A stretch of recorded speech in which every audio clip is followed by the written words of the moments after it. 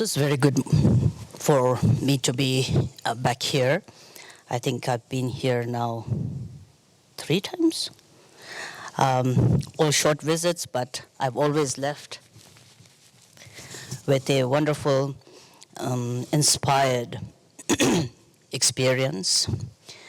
All of us are not new to the witnessing of tremendous diligence and love and vision that Veer Singh Ji has had.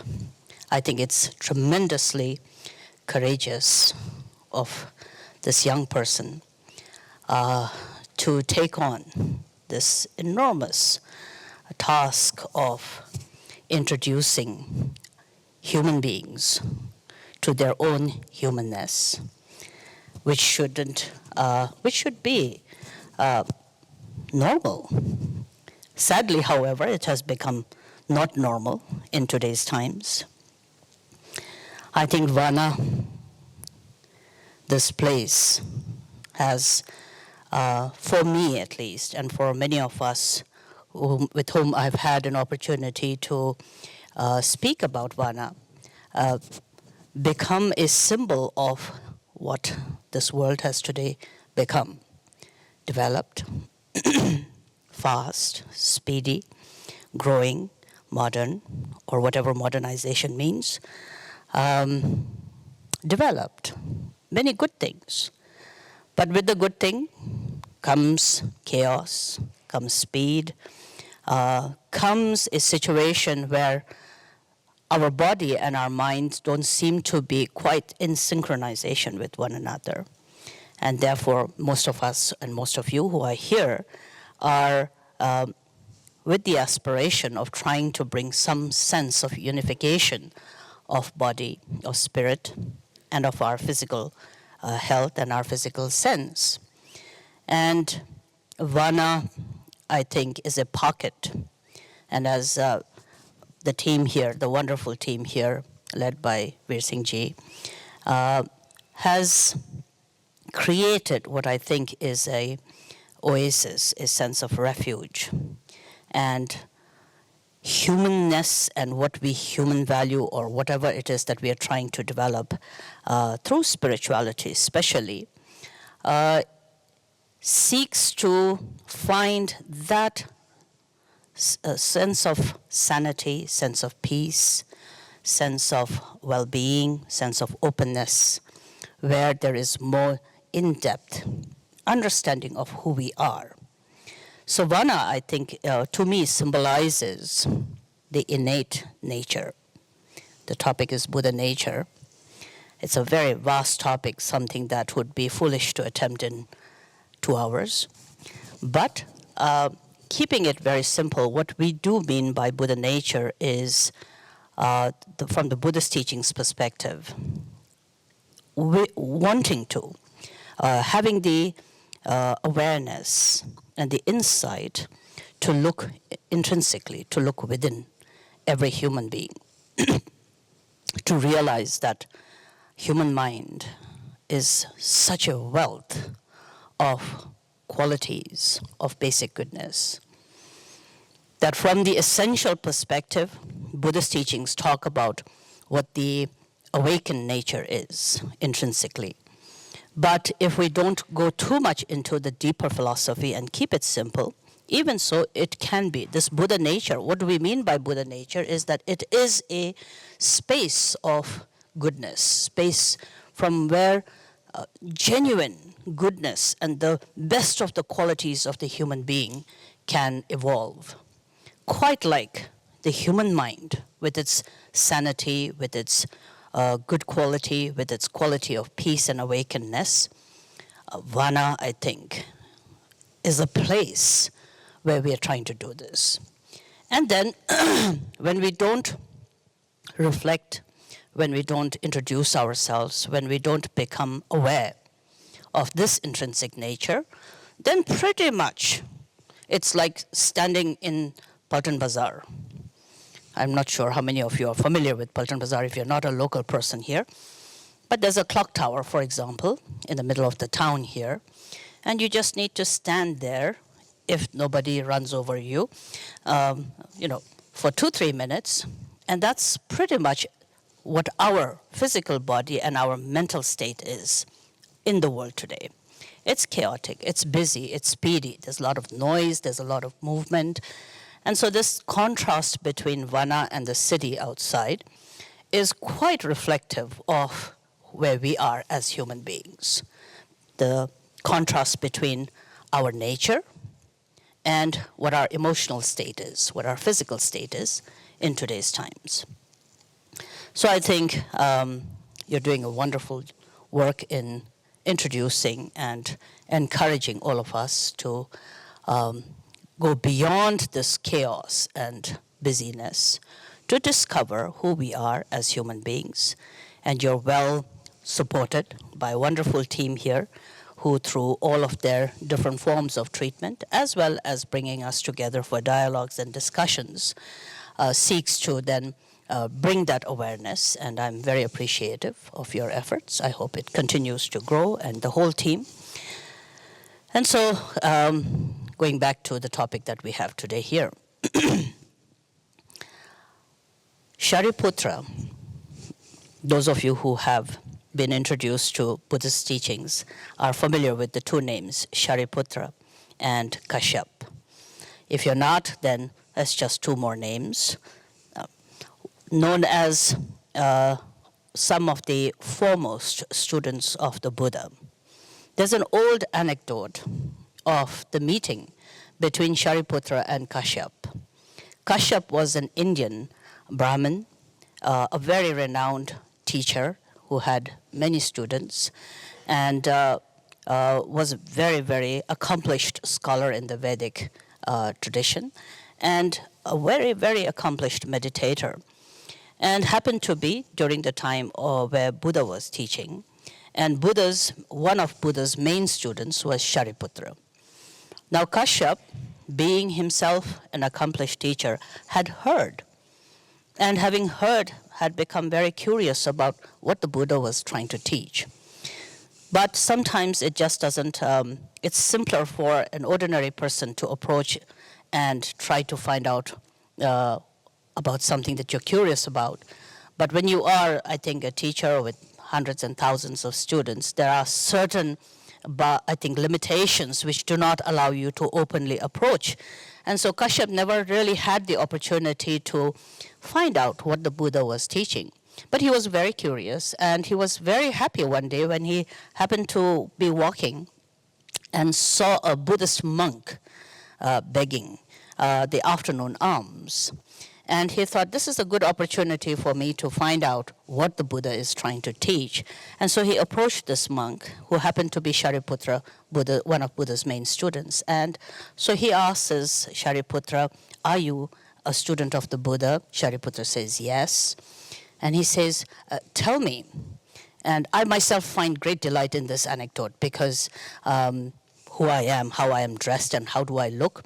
Usually people do this is when you're about to board an aeroplane. They'll usually tap your back and say things like, are you Buddhist? And we have to end up saying yes. And a lot of times people will say things like, tell me what is Buddhism? And much worse, they will say things like, tell me how to get enlightened. And between boarding a plane and trying to find your seat and then, to try and explain how to get enlightened or what the Buddha nature is or what the nature of mind is or what Buddha taught, I've always found it to be very, very difficult. Of course, you end up saying something that sort of most of the time satisfies the one who's curious. But I guess it is something not new because Kashyap says the same thing. Tell me, what does your teacher teach? Shariputra answers and says, it's absolutely difficult for me to even begin to explain what my teacher teaches. But if I were brave enough to summarize what my teacher teaches, then this is what he teaches. And then we have a beautiful quote and comprising basically of 3 lines. 4 lines, but the main is the 3 lines. He says, my teacher teaches, abandon everything that is negative, Cultivate everything that is positive. Sometimes we use different words and we say, abandon everything that is unvirtuous. Cultivate everything that is virtuous. Train your mind. This is what my teacher teaches. This quote and these 3 lines are considered today the quintessence of what the Buddha's teachings are about. So if you're about to board a plane and you see a monk or a nun and you want to know what the Buddha teaches, or you're flipping through all the books that are in the libraries and wondering what His Holiness is talking about or what other Buddhist teachings are talking about, there's a wealth of information and wonderful teachings. But if you're busy, if you don't have much time, if you want to summarize everything into the quintessence and wonder what do Buddhists actually practice, you will find that everything is contained within these 3 lines.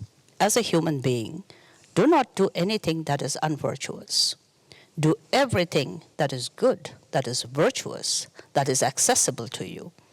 And know that the root of both of these 2 lies in training one's own mind.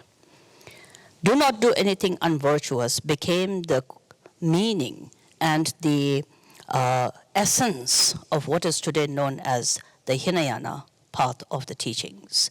Discipline is the main theme of the Hinayana or the Theravada tradition.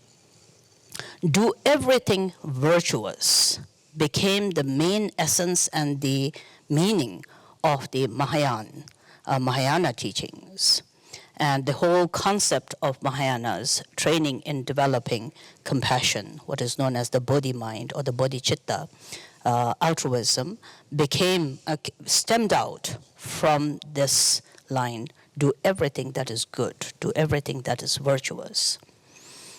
The 3rd yana or the 3rd vehicle, today what is known as the Vajrayana or Tantra or Mantra Buddhism, came out from the theme of the 3rd line, train your mind. So essentially all 3 forms of the Buddhist vehicles are not separate from one another. They are step-by-step progressive ways of really working with yourself. Now Kashyap, being a learned scholar and an extraordinarily accomplished meditator, understood the enormity and the depth of these 3 lines. He himself, knowing what that meant, became so fascinated that it is at that time that he told his students, I am going to go and take refuge with the Buddha. Those who wish to join me can join me. If you do not wish to join me, continue with what I have taught you and stay true to your own path. And Kashyap went, and it is said that he became the Buddha's student. And for many of you who are new, Kashyap is the regent. So when the Buddha passed away, then the lineage of the Buddhist teachings transferred to this Kashyap, who became so struck by the wisdom and the depth of these 3 lines, because he understood very clearly the intent of the Buddha in his teachings. We have to keep in mind that 2,500 years ago, when Buddha is said to have attained enlightenment and turned the wheel of the Dharma, and then successively we have all these teachings, we have to, now as Buddhists, we become very proud and we think, oh, Buddhism is a very special form of teaching. You should all study the Buddhist teachings and so forth. And that's true. You can always be very proud of the wonderful, precious teachings that are there. But beyond that, you have to understand it happened in India. Rich and wealthy in its culture and philosophy and religion, that definitely one more was not needed at all. One more religion was not needed. There's nothing in Buddhism that is not there within the Vedic culture or any other culture. Whatever teachings we have, whether it is about compassion, whether it is about wisdom, whatever it is that we teach and we practice, it can be found in all the religions in different ways, But basic essence is always the same. And so you have to agree, one more philosophy was not needed. One more doctrine was not needed. Definitely one more religion in India was not needed. We already had hundreds and thousands, and therefore one more was definitely not needed. But then we have to understand, what is the uniqueness? Why did it become called the Buddhist teachings?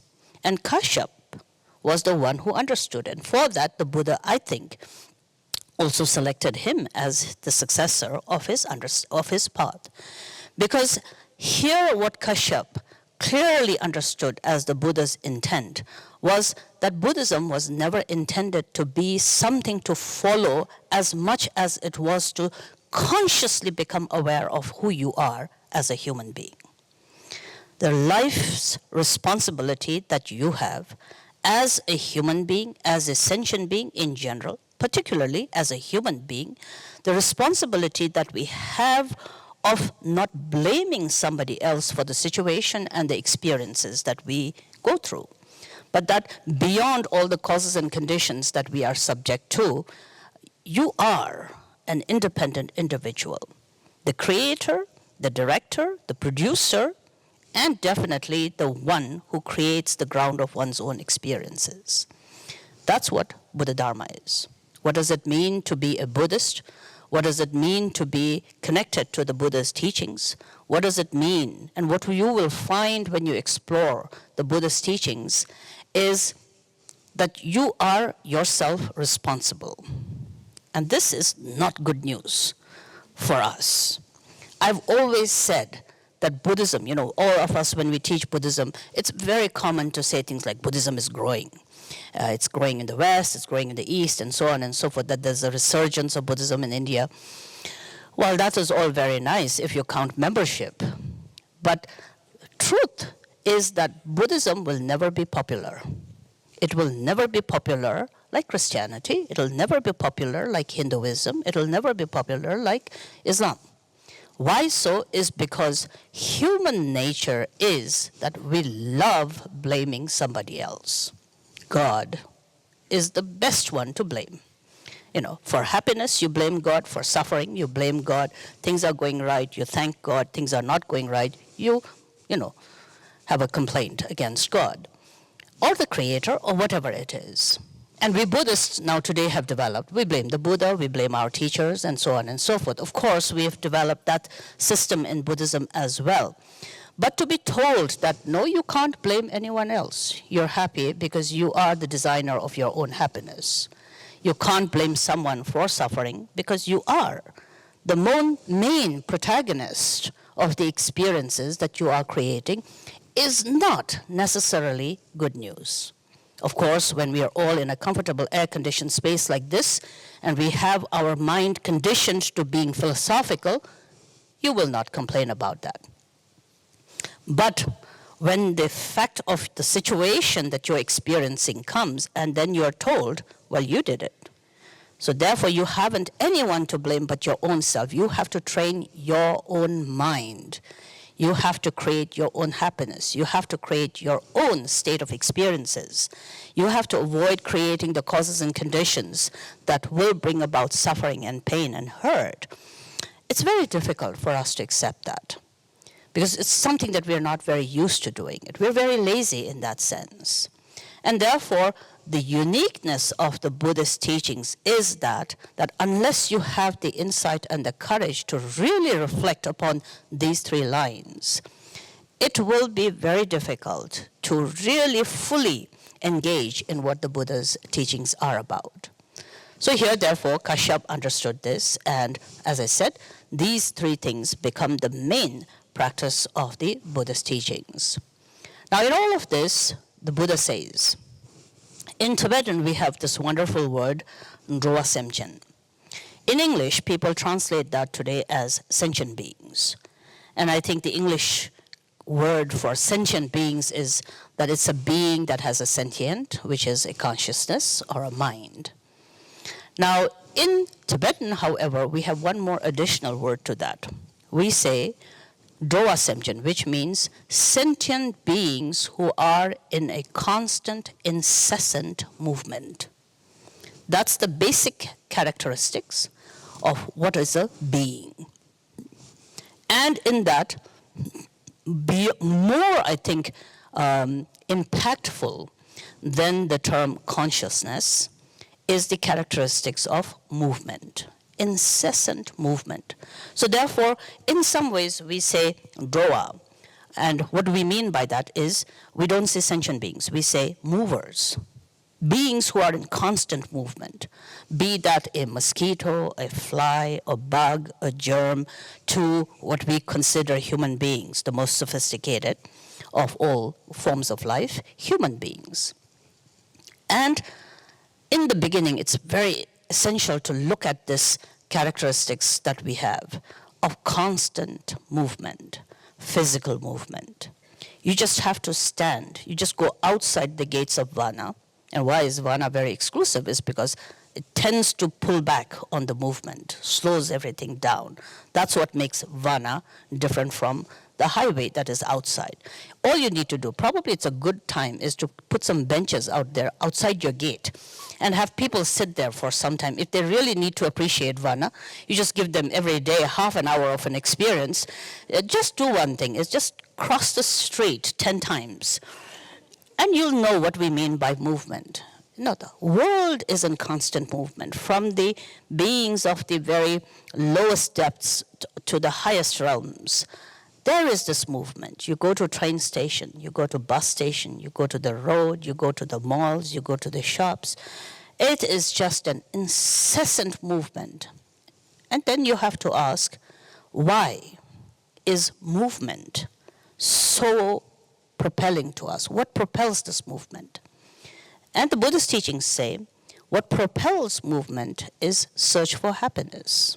We are in constant, continuous movement because we think movement will give us happiness. Physically moving.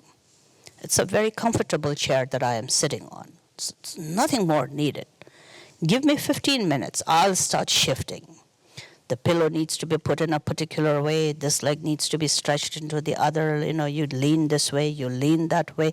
In just this little space, I can find hundreds of different maneuvers of movements, all thinking, leaning this side is probably going to give me more comfort and happiness. Or maybe doing this is going to give me more happiness. Maybe leaning forward is going to be better. Maybe leaning backward is going to be better. Maybe the right leg down, maybe the left leg down. As someone trying to understand what the Buddha's teachings are, you have to first go down to the basics of seeing movement, physical movement. Then there is verbal movement. If you're not physically moving, verbal movement. You have to actually pay a lot of money to come to a place like Vana where you are told, be quiet. So irony of human wisdom or human ignorance is that we have to now create spaces for silence. Otherwise, there's verbalization. No one listening, everyone talking. And we are very generous with our speech, constantly.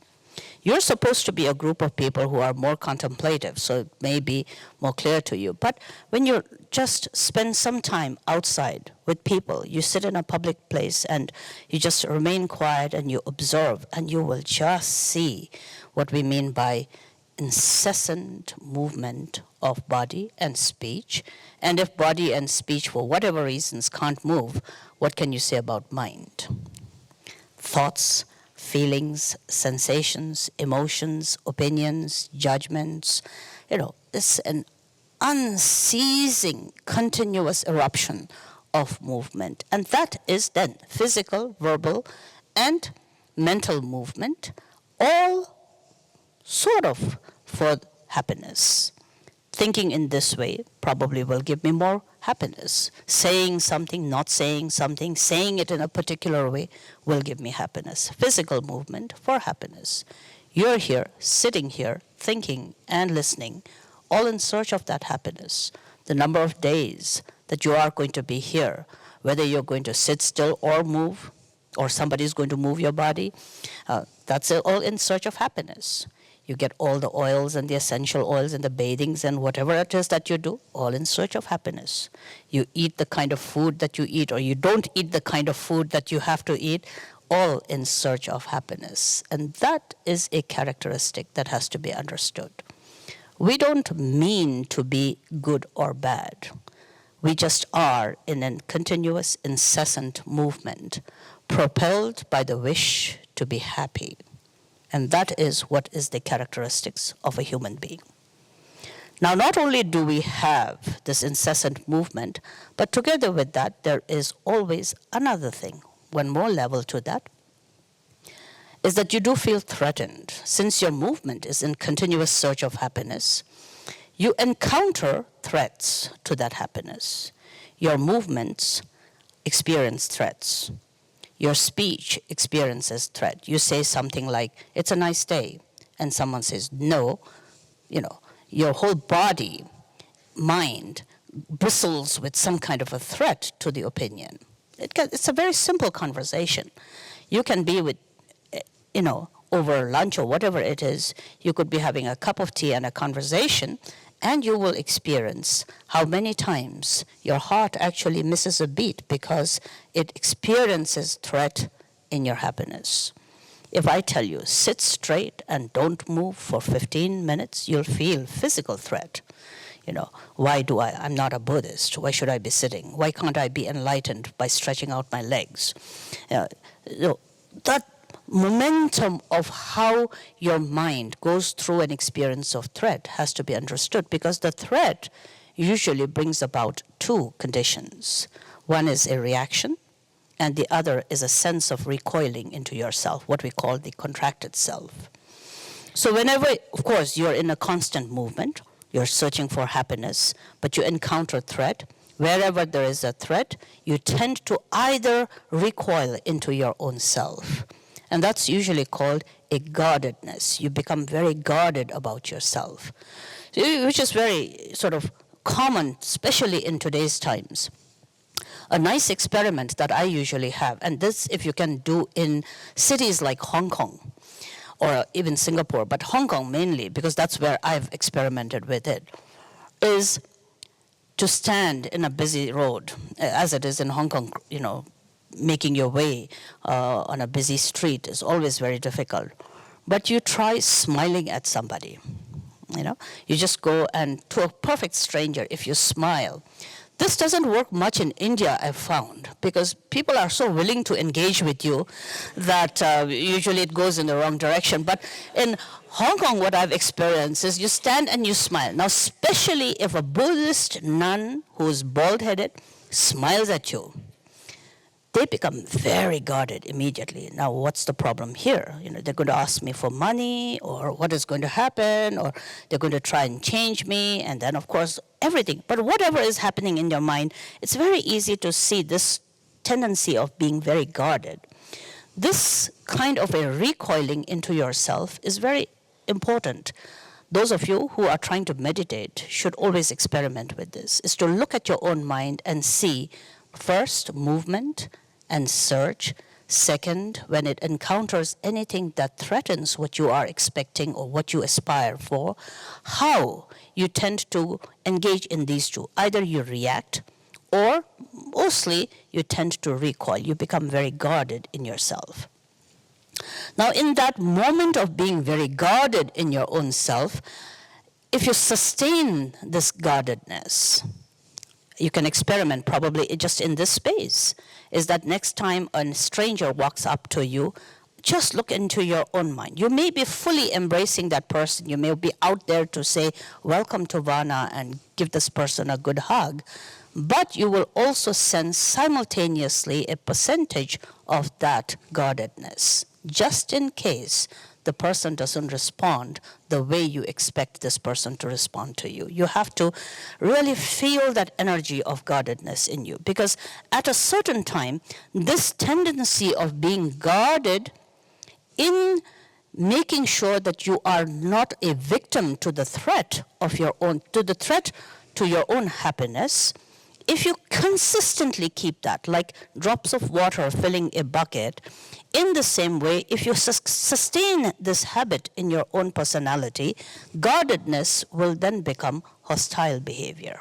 You become very hostile to one another. And this is where today, we are all experiencing this, is that everybody wants happiness, but everybody is very guarded. And in their being guarded, there's a certain hostile attitude that we have towards one another. We are very conscious of the space. We don't want to be manipulated. We do not want to be taken advantage of. If I'm going to be good, I expect everyone to be good. If you're not going to be good, I'm not going to be good. This builds up. This is the attitude that then builds up, which becomes our personality. Now, if you don't do much about transforming guardedness, let's go back. If you're very attuned to your own happiness, and it is so much so that you do tend to be very vulnerable to the threat you experience, and in being vulnerable to the threat, you tend to be building up a habit of being guarded, worse, hostile, then you become a mean person. We don't wake up in the morning every day thinking, I'm going to be obnoxious. I'm going to be very mean. I'm going to be angry at everyone. Quite the contrary. We always think, let's start again. Whether it's New Year, whether it's Diwali, whatever it is, all of us have the habit of thinking, fresh start. Mondays, usually. This weekend's gone. Monday, I'm going to try and be a better person.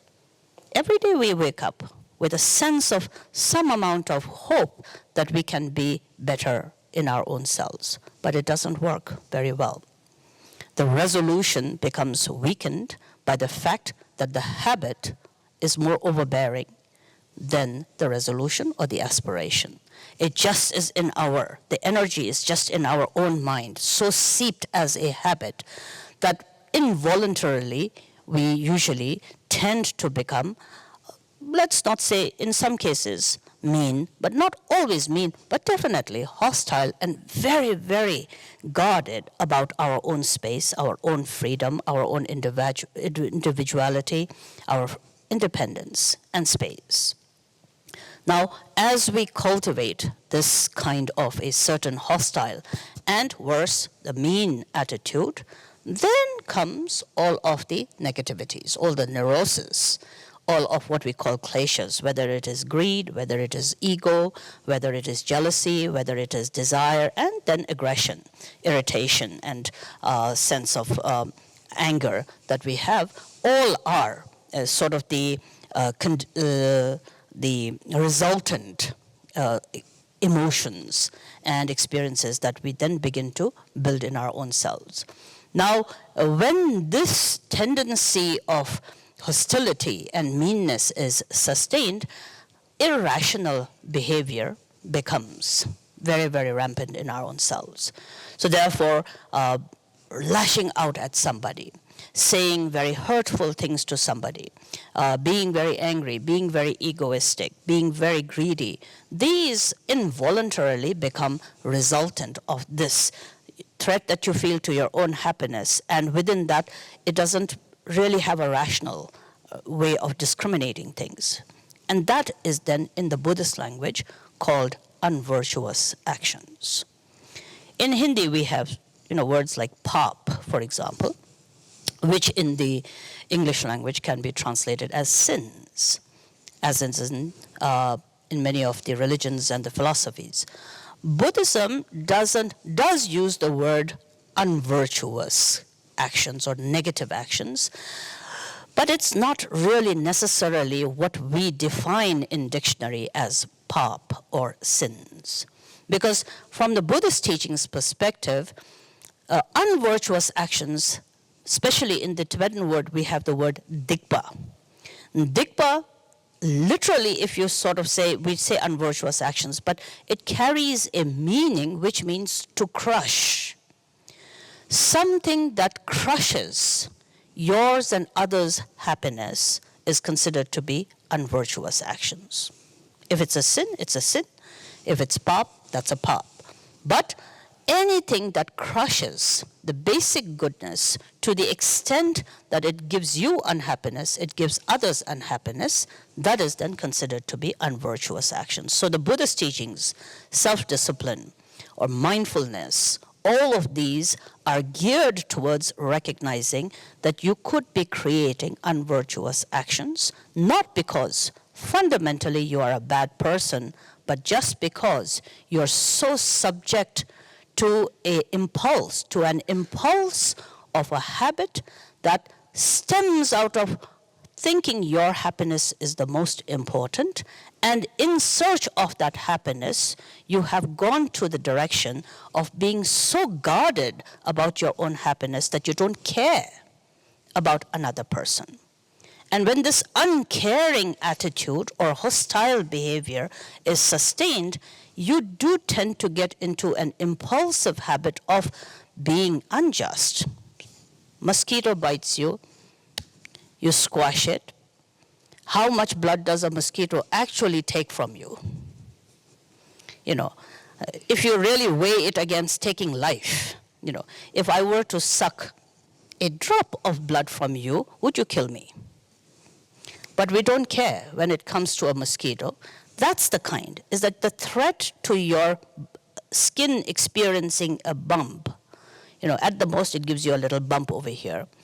And so, you know, you are so careful that your skin doesn't want to feel an itch, that you don't care if somebody else loses life because of that. This is just one example, but you take, for example, hurting somebody with your speech. And you say something that is really mean, that hurts a person for decades, if not for a whole life. But you don't care so long as you find a minute of some sense of victory, that you've had the last word. That's the kind of an uncaring attitude, a hostile attitude, a mean attitude, an unjust attitude that gives somebody else unhappiness. It crushes the happiness of somebody else. But in the long term, it does boomerang back to you. People say things like, we get this a lot, when people say things like, I'd like to find a nice wife or a husband. And as a teacher, we of course say, you know, be hopeful, you'll find someone. We try to match up somebody else with someone else within our community. But the reality I've always felt is, you don't find someone to love you because you have to start loving others. If you, as a person, is someone who is irritable, lazy, you know, selfish, just let's say obnoxious, that even as a teacher, I see that person, I try to take a U-turn and go somewhere else. And you're looking for a good husband or a good wife, you know, someone who's going to take care of you and really give you love, unconditional love. Reciprocity is there. You know, you give love, you receive love. You're a good friend, then you get good friends. You like the company of the others. You have to be at least somebody who listens a little bit more than talking all the time. It's just simple things. But when we don't realize this, we don't see that anger or greed or arrogance, these have a short term, some sense of happiness that you may achieve from it, but it boomerangs back to you. It comes back to you. Karma is a subject that is very much the pivotal subject of Buddhist teachings, causes and conditions. You create anger around you. Of course, it's not only going to hurt somebody, but it's going to also come back to you. Karma comes back to you. Causes and conditions are created. It's a very simple thing. I can sit here for 5 minutes, say some things, and that's going to bristle up all of you in this room. You know, and you can have the worst of the day at Vana because of what a person said for 5 minutes. That's the power of speech. That's the power of movement that any individual can make. My stay in Vana was wonderful, except that day when we had to go through this, you would say. And that is the kind of environment that you are creating in and around of your own self. Crushing of your own happiness and that then comes back to you and harms you, affects you, that is called unvirtuous actions. Do not do anything that is therefore unvirtuous, not only for others. Of course, it's wonderful to think about the others, but if you are truly searching for your own happiness, do not do anything unvirtuous. That's the key, is that refrain from all of those impulsive habits that tend to create causes and conditions of unhappiness, disguised in that moment as an elusive happiness, but in the long run for you and for the others, which is going to be filled with pain. If you don't want pain, don't create pain. And the way to now change that is do everything that is virtuous. And what do we mean by virtue in that? The term, Tibetan term we use is gewa. Gewa, virtue, again, from an essential meaning perspective, is to do the opposite. There is no greater virtue than tolerance and genuine sense of altruism and understanding. Nagarjuna's very beautiful quote where he says, just as the moon becomes brighter when it is freed from an eclipse, in the same way, human mind can be brighter and more illuminated within the darkness if only an individual had insight to look at the darkness. To be virtuous requires oneself to really introspect and see how the happiness is so important, how the threat you feel to that happiness becomes the basis of all the unvirtuous actions. And then, as again another quote from the sutra, it says, just as the most beautiful pure lotus arises from a muddy swamp, in the same way, from this human mind, which is so filled with this meanness, this guardedness, this hostile behavior in search of your own happiness, you begin to then get the insight, just as I do this, everybody does that. And to be able to really understand how we as human beings, this, if we don't talk about all sentient beings, if we just talk about the billions of sentient beings, human beings that are there, this is what is the family that we have created. Billions of wonderful people, all in search of happiness, blinded, however, by their own selves' happiness, that inadvertently they keep creating ground of unhappiness. And through your own personal experience, when you begin to get an empathetic attitude of, this is how I do, this is how you do, this is how you do, this is how all of us, everyone in a room trying to do everything, physical movement, verbal movement, mental movement, all in search of happiness. And yet each individual, most oftentimes blinded by their own search, not able to actually discern between what brings happiness and what brings suffering. And how sad that is. With all the studies we do, with meditations we do, we're doctors and lawyers and professionals and, family people. All of you are supposed to be people in society who are thinkers, who are intelligent, who have wisdom, who have knowledge, who have capabilities. The fact that you are here means you've done successfully in your life and you're trying. But that same intelligent person, not knowing this very simple thing. You want happiness, you create happiness. You do not want suffering, you refrain from creating the causes of suffering. How simple that is, and how complicated we've made it.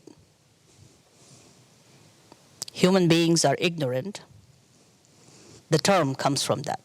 Ignorance is the cause of suffering comes, not because of any fantastic thing, but because the most simple and the most obvious thing escapes us.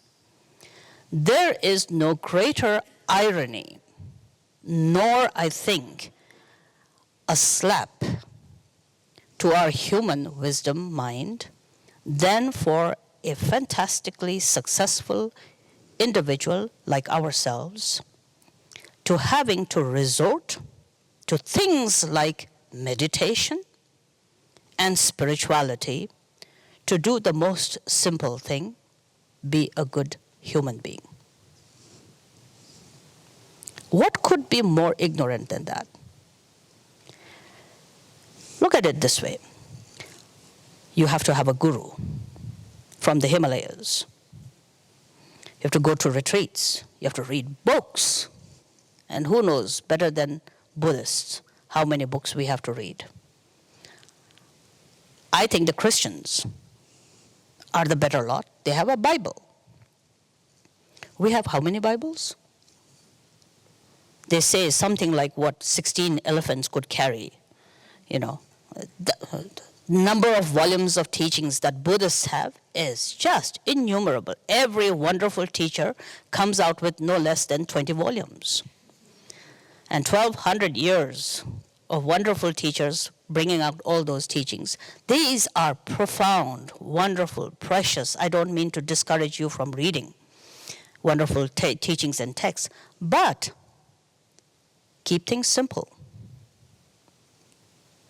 Because in every page of every volume, you will hear the same thing repeated over and over and over again. You're a wonderful person with a wonderful mind.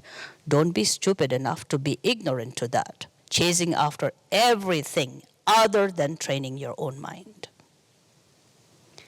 And then you sit under trees and in locked rooms and you call them retreats and you meditate for hours, and we do that.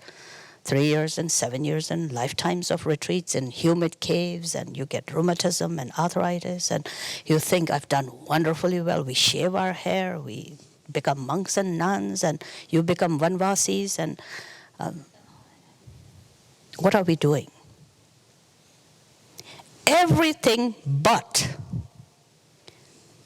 being focused on the simple thing. You're a wonderful human being with the capacity to do everything that is good. Why not?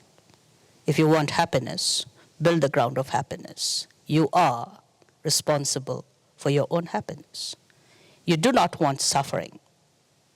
It's very simple. Don't do things. Don't create causes that bring suffering. We think, yeah, but that's true. Well, let me try another way. Let me read another book. You know, maybe I should just become a Buddhist. Maybe I should have a guru. The guru will make me definitely better. What's this guru supposed to be doing but saying the same thing? But as I said in the beginning, human beings are better followers than leaders. We love following. Responsibility for our own mind, that's not so delectable. You know, rather we would like to be associated with somebody who sat in a cave for 25 years in the Himalayas and, you know, came out with herbal products and that's then what makes a very simple philosophy. Do not do anything unvirtuous. Do everything that is virtuous. Train your mind into one of the world's most complicated spiritual philosophy. Buddhism is complicated, not because the philosophy nor the Buddha's intent was complicated, but we as human beings are very complex in that we tend to choose what is complex over what is simple, because we think what is simple just doesn't par up with who I am as a wise individual, and that's ignorance. As a person contemplating and observing, and this is what is all mindfulness meditation about. Mindfulness meditation is nothing other than observance. Observing yourself. You take yourself as the guinea pig. You take yourself as the object of analysis and examination. You observe within your own self how a simple search of your own happiness tends to bring out the habitual neurosis of every kind. And you're propelled into unceasing movements, all in search of that happiness, not knowing that in pursuit of that happiness, you create the dramas of multitudes of negativities, that then inadvertently creates more harm and hurt to yourself and to the others. And furthermore, using yourself as the example, you then begin to say, this is how all of us are creating this chaos. Samsara, or the cyclic existence, is all of us caught in the whirlpool of this movement. Everyone searching for happiness, but each one really going more outward than truly being able to create ground of happiness. And the third line comes into being. Train your mind. Because yes, creating virtue we understand. Do not create unvirtue, we understand. But the root of that lies in training one's own mind. Dharma, as the Buddha realized and he taught, was kept simple. Everyone knows that when Buddha did attain enlightenment, he did seek out to share his wisdom. But it is said that the first group of people who heard him couldn't make sense of what he was teaching. So the Buddha chose to be silent for 7 weeks. And within these 7 weeks, in deepened contemplation about how he could impart, he then went into making one of the most simple things into the most complex philosophy. He turned the wheel of the Dharma, taught the teachings once, twice, and many times. And today we have what is called Hinayana, Mahayana, and Vajrayana, all of these many different teachings. As a child, when I grew up and I used to hear this story, I used to always complain about this first group of people who missed the point. Because, you have to sit long hours and study all these texts. And I thought, if that first group of people were intelligent enough to get it in a simple way, we would not have to memorize and study all of these complex teachings. And then, as I often tell my friends, over time, when you grow up, then you begin to realize that that first group of people never changes. It's always very simple. But we always sidestep the simple thing. And we choose to always rely upon something more complex. And the whole point is because rather than training one's own mind, we like to, change the decor of the outside. We try to relocate to a different place, find a different teacher, find a different spiritual belief. And we think by changing everything external that perhaps there will be this change in the internal mind as well. And the Buddha's teachings are about that, is that yes, virtue is important, unvirtuous, and abstaining from that, abandoning unvirtuous actions is important. But until you train your mind, that is not going to happen. And so out of that, today we have what is called the Buddhist path of meditation. And all of you meditate. And I'm sure you do wonderfully well. I've lived my life with Buddhists, myself being a Buddhist. I'm always a little bit skeptical about people who meditate because I take myself as an example. And if you're doing what I'm doing, then there's a lot of room for being skeptical, because I really don't know what people do when they say they are meditating.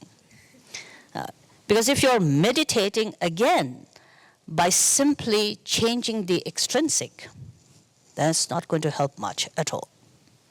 Yes, there's going to be some benefit, of course, but true meditation is about training one's own mind. And to train one's own mind, you have to understand, what do you mean by mind? So, do not do anything unvirtuous. Create everything that is virtuous.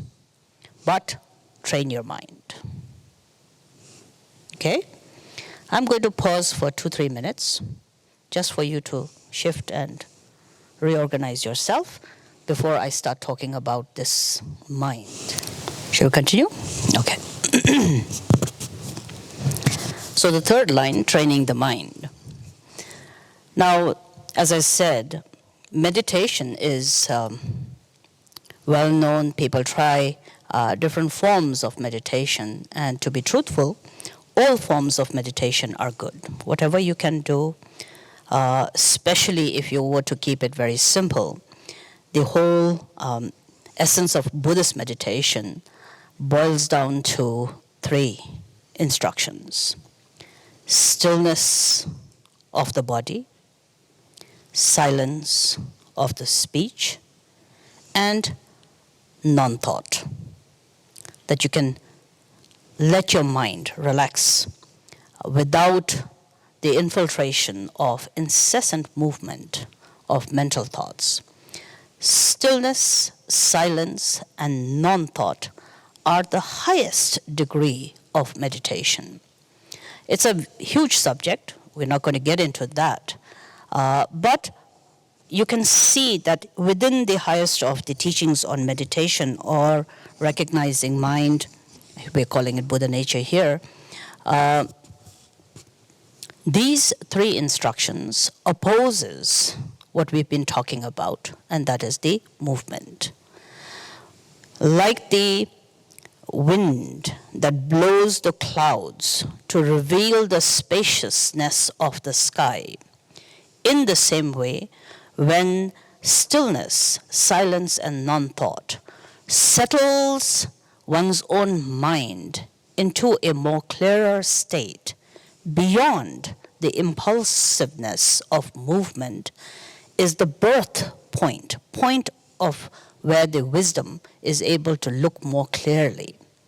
You're not able to really see things clearly, and you're not able to, more than that, you're not able to clearly have any understanding of what mind or your fundamental nature, the Buddha nature, actually is like, as long as you are victim to the movement.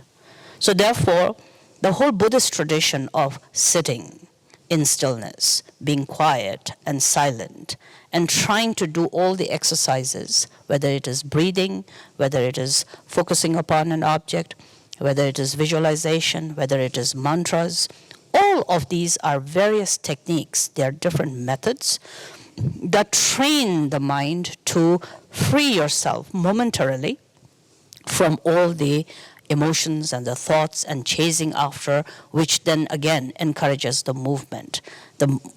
Where there is movement, there is always an extrinsic sort of an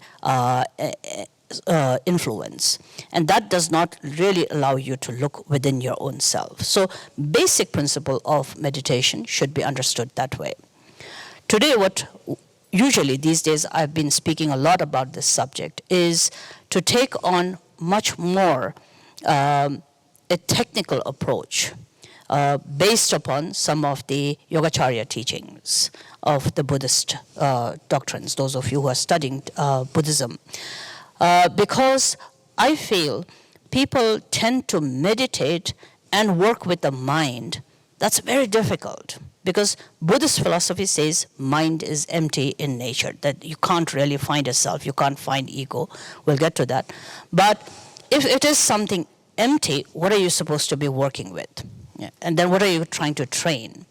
So the whole point of meditation, what am I meditating on? And people say things like, I meditate. When you ask them a question, what are you meditating on? You have all kinds of answers. If you're a very traditional Tibetan Buddhist and you have mantras and visualizations, I meditate on Chenrezig, on Tara or Buddha. Or people say, mostly, I meditate on silence, or I meditate shamatha and vipassana, or I meditate on my breath, I observe my breath, all kinds of variations. And as I said, I tend to be a little bit skeptical because you really don't know the subject. And if you don't know the subject, you could be creating your own kind of movement again in meditation. And when you create a movement of your own, you become very religious.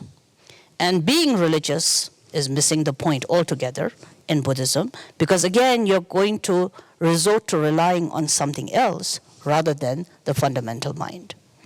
So it's very helpful for you to understand that to train the mind, now coming back to the 3 lines, do not create anything unvirtuous, create everything that is virtuous, and to do that, train your mind. What is the anatomy of mind? What is mind? What do we mean by mind? Some of the teachings, Yogacarya especially, categorizes mind into many different levels of consciousness in the Buddhist teachings. So when we say, I'm training the mind, what does it mean? If you force mind to not think, to sit still, to be silent, it's going to pretty much become claustrophobic. That's why you don't want to meditate. So it's very important first to understand the whole anatomy of mind, and in this way we're going to look at what we sum up as mind in Buddhism usually means the 8 levels of consciousnesses. Primarily, first is the 5 sense consciousness. Eyes, nose, mouth, ears, and your body that feels the tactile sensation. These are the 5 sense faculties. Form, sound, taste, smell, and tactile sensations are the experiences of the 5 sense faculties. 6th consciousness is called the mental consciousness. Invisible, but it's the mind and the mental events, all of the different thinkings that you do, particularly in the realm of opinions and judgments and discrimination. There's a 7th consciousness, which is called emotional consciousness. Some call it afflictive consciousness. In simple words, it is every time when you say I, when you identify yourself. It's the self, the ego, or the I, and the whole assumption that there is me. That's called the 7th consciousness.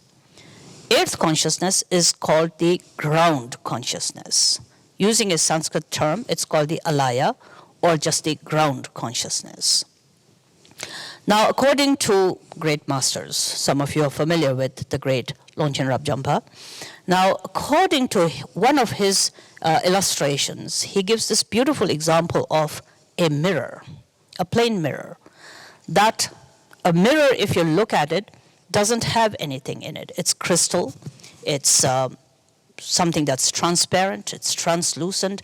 It doesn't in its own self have a form or sound or smell or thoughts or any kind of ideas and identity of its own self. So therefore, the 8th consciousness is usually illustrated by the example of a mirror. Now when you look into the mirror, you see the form. You see the reflection of your face, for example. That's usually illustrated as the example of the first 5 sense consciousnesses. These 5 sense consciousnesses, characteristics is experience. So whenever you say something like, I'm experiencing, it's usually within the realm of the 5 sense consciousnesses, experiences. It has an ability and it has a disability or an inability. Ability of the 5 sense consciousnesses is it experiences. The inability is it cannot do anything but experience. Doesn't have anything. So you can see a form. Eyes can see a form. Basically, that's what it is. It can see a form. Beyond seeing a form, it cannot do anything. So it experiences, but it doesn't do anything other than experience. To be able to take the experience as even acknowledging the experience, you have to rely upon the 6th mental consciousness. 6th mental consciousness is that it discriminates. It really is able to discern and see. So you say things like, oh, I like what I am seeing. I don't like what I am hearing. So basic discrimination of experiences is the ability of the 6th mental consciousness. It also has an ability and an inability. Ability is that it can discriminate. Inability is that it can only discriminate one experience at a time. But your senses are not sympathetic to the mental consciousness. And when you stand in Paltan Bazaar or the clock tower, as I said earlier, you stand there, your 5 sense faculties are all outside. You can smell, you can hear, you can see many things. So basically, in a chaotic, busy mind, your sense faculties or sense consciousnesses bombard mental consciousness with a deluge of experiences. So it bombards it with seeing and thinking and tasting and smelling and feelings and all kinds of. But because it can only discern one thing at a time, it has to speed up. It tries to then speed up with its discrimination. It's like if I hold, what's your name? Nupur. If I have 10 balls in my hand and I throw all 10 on Nupur all at the same time, most likely she'll not be able to catch even one because, 10 things are coming to her at the same time. But if I throw her and I tell her, look, Nupur, I'm going to throw this at you, catch. If I give her enough time and I throw it to her, she'll be able to catch that thing. Mental consciousness suffers from the same situation where if the 5 sense faculties are all facing outward, sending in hundreds of information. Taranatha, for example, in our teachings, says you can have more than 60 sensorial experiences within a given moment, in one moment. That's being kind. In Vana, maybe, it comes down, because everything is quieter, slower. It lets your senses really slow down. And that's the beauty of retreat, is that it allows senses to retreat into a rhythm where it is more kinder and gentle to your own mental consciousness. So that you can actually say, oh, it smells nice. You can spend time. Thich Nhat Hanh is a wonderful teacher, So I always mention this. The first time I went to United States, I went to a teaching of Thich Nhat Hanh, 1987. And I went to, and he gave a talk for more than, I think, 2 or 3 hours. And I went with my notebook to write whatever he was going to teach. I was, I think, 19 or something at that time. And I was kind of writing down, ready to write down. And all I came back after that 2.5-hour teaching was the word orange. Because for 2.5 hours, this wonderful teacher simply spoke about mindfully eating an orange. That was a wonderful experience for me because I come from a very traditional Tibetan background where we speak. Our teachers speak for 5 hours non-stop without almost not even breathing. And so you have to write. And suddenly to be brought into a situation where this teacher just talked about recognizing what you're eating. And he spent half an hour just learning how to peel an orange. Have you eaten oranges in your life? Yeah?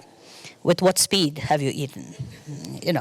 And that's the difference between meditation and non-meditation, is that you're kinder to your own self and the experiences. Senses have to be taught to experience, but to experience one at a time so that there is more clarity for the mental consciousness to discern.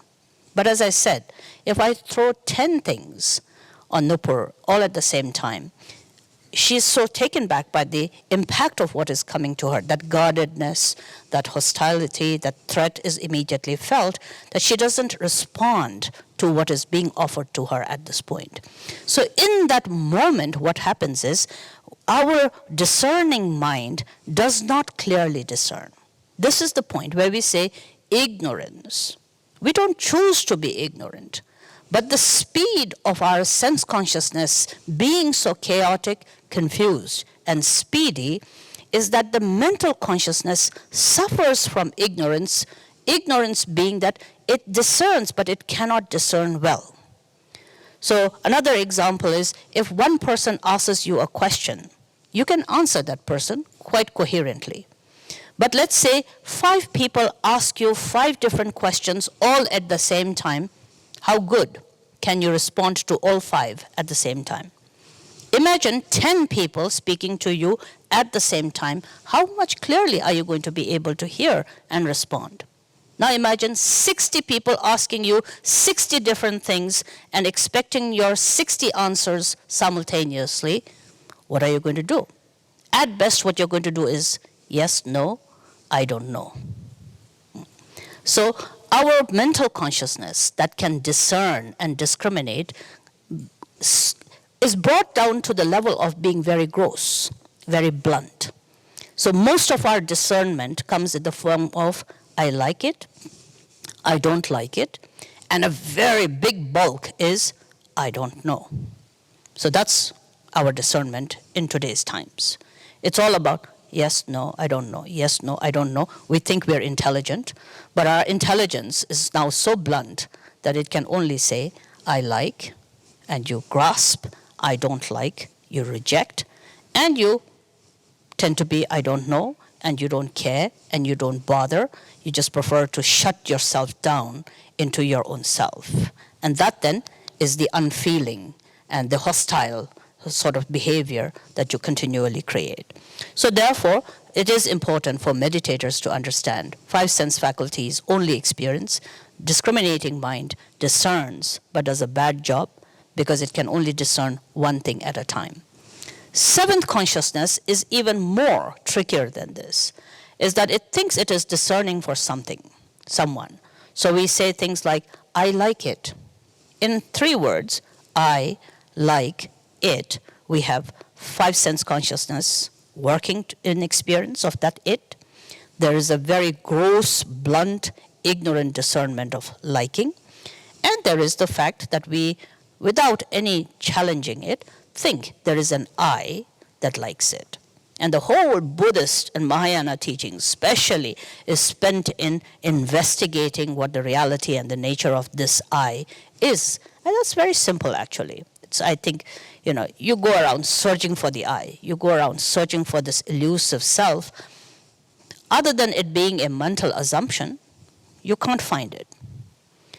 My teacher used to, one day, we were studying with our teacher, and this was a group of tulkus or rinpoches who were all studying with him.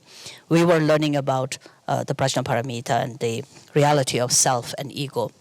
And so we studied the text, and we are all very intellectuals. So Rinpoche, our teacher, asked us, what's the nature of mind? What's the nature of the ego? What's the nature of I? What's the reality of self?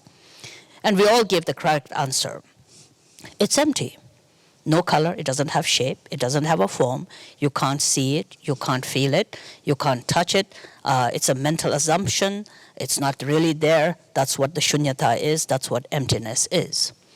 And our teacher said, I don't believe you. It must be there. And it must be in this room. You should all go and search for it. And he told us, it's in this room. Search for it. First we thought he's joking. But he wouldn't budge. And then we thought he's serious. So we all started doing the most silly thing, searching for yourself, I. And he said, pick up the table, it must be under it. So we had to pick up his table. We dusted the tablecloth. Then he said, it must be in the strands of the rug. So for 45 minutes, intelligent Rinpoches and Tulkus were searching in the rug, for I. Where can you find the I? There was a lot of giggling and sniggering, and Rinpoche's gone a little bit,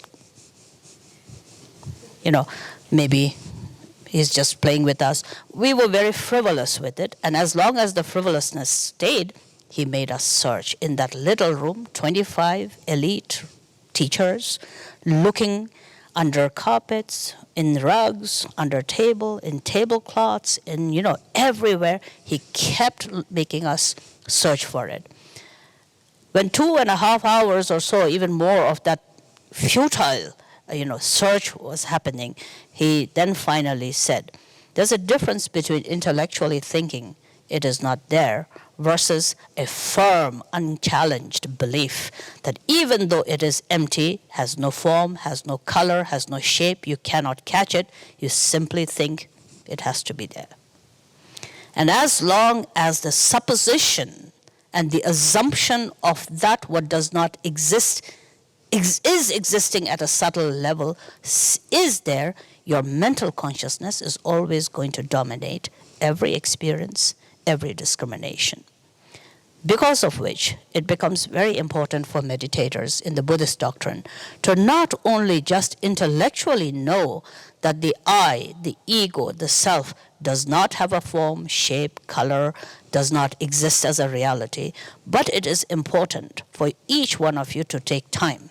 Maybe Veer can then actually make a program searching the self in Vana. And you could then make the parameters a little bit bigger, and you could go under every rock and leaf and tree and root and under your bed and beddings and your, every nook and cranny of this place to look for it. Meditators without joking about it, meditators have to exercise this. You have to look. What is it that is this I? Other than your own assumption that at some level it has to be there, what is the reality of it? Is the existence of yourself as a real, I as a real entity, nothing but a mental assumption? And beyond a mental assumption, can you prove its existence? That's the challenge that you have. We always say, either you prove the Buddha wrong, who said it is emptiness, and you come back with an evidence that the Buddha himself didn't find, or you accept defeat. And you truly say you're just clinging to a neurosis, you're just clinging to a supposition, that you're being ruled, your sanity is being ruled by a mental assumption. It's called afflictive consciousness because you're afflicted by a misconception. You're afflicted by an assumption. It is afflictive in its own self because it itself doesn't exist, and yet you think that at some level it exists. And therefore, it's the birthplace of ignorance. It is the birthplace of karma. It is the birthplace, the breeding ground that nourishes habitual impulses. Seventh consciousness is just an assumption. It's not even a consciousness, it's an assumption. Now beyond that, then is the ground consciousness, which is called the alaya. Alaya, now is a vast topic. Different teachers have taught in different ways. Some broadly it is generalized into two categories. Great beings and enlightened teachers saying that alaya itself has an awakened state, and some who then say alaya is just an unconscious state. Now, experientially for meditators, it's very important to understand alaya as having these two aspects. An alaya that is a ground of habitual patterns and all of our impulses, and at the same time alaya janana, that alaya is also has also within it intrinsically a wisdom aspect, somewhat like the two sides of our palms, two sides of a coin. It has an unconscious state, and it has a very luminous, very clear state in its own self. Now, why we do mention this is meditatively, you're trying to train your mind. What does it mean to train one's own mind? In order to train one's own mind, you have to reverse the whole process of habitual impulse. Because remember, we started with movement. Now, movement is what propels cyclic existence. Movement is what propels actions and habits. So therefore, to reverse the process, to train the mind is settle the experiences down. That's why Buddhist meditation, seeking to train the mind, first engages in limiting, pacifying sensorial experiences. Close your eyes, sit quietly, do not move, let loose everything, concentrate just on your breath. These are all techniques and methods that are oriented towards really settling experiences. Because when the experiences settle down, at best, and in the least, when it is slower in its comings, then mental consciousness has more clarity. It can see clearly. It can think clearly. It can discern very clearly. So that's the whole point of sitting still, not letting following thoughts, just going back to your breath, centralize your awareness, let the breath be, just let yourself completely be relaxed. These are all methods to tame, to train the first six consciousness. Having trained the six consciousness, there's the view, there's the philosophy. And that's where we do study a lot in Buddhism, because it allows you to then search for this self so that the dogmatic and the very strong influence of the self and the ego can be pacified. Even if you don't really realize emptiness of the self, but if there is an intellectual knowledge that in the ultimate sense there's nothing to hold, there's nothing to grasp, five senses settle, your discerning mind can then slow down, And since if there is no experience, it can also settle down and not discriminate for any moment. And then further, it does not even hold on to any notion of self or the ego. It then is where the clarity of accessing your fundamental ground. Now we're talking about Buddha nature. Then you can reach that fundamental nature, the alaya.